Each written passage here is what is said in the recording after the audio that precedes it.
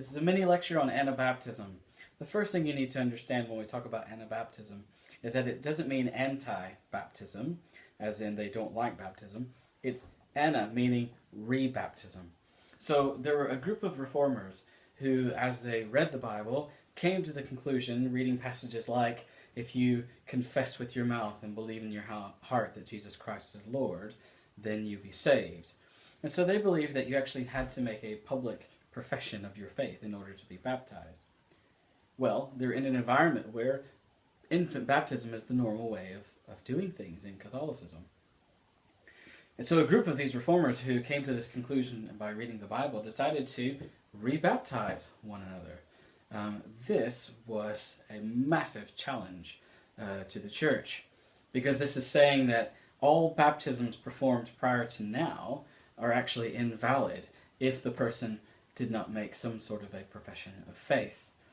So the Anabaptists were quickly known as ones who wanted to separate themselves from society as a whole.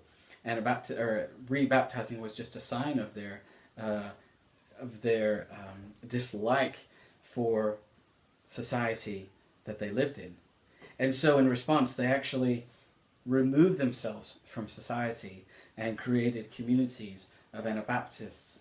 We're talking about, what are the particular areas? We're talking about southern Germany, we're talking about Austria, Hungary, and those areas, Moldavia, Moravia, those particular areas where these Anabaptists removed themselves from society and had their own communes.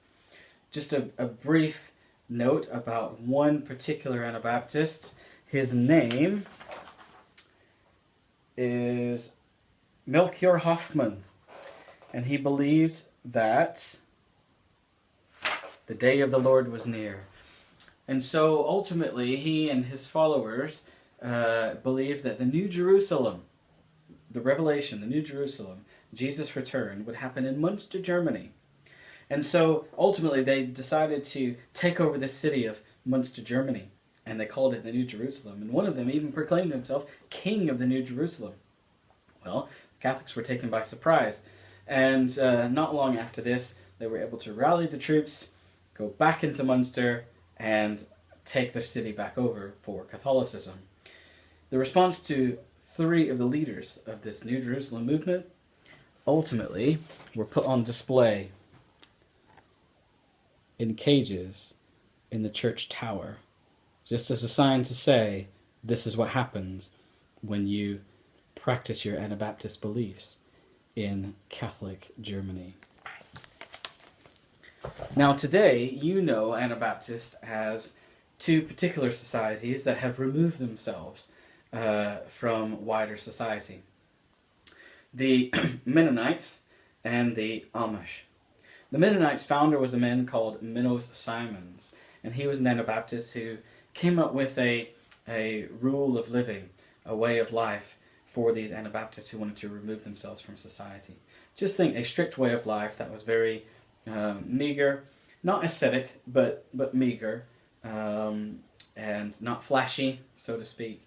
And these communities would remove themselves from society, live and work amongst themselves, almost in a monastic kind of a way.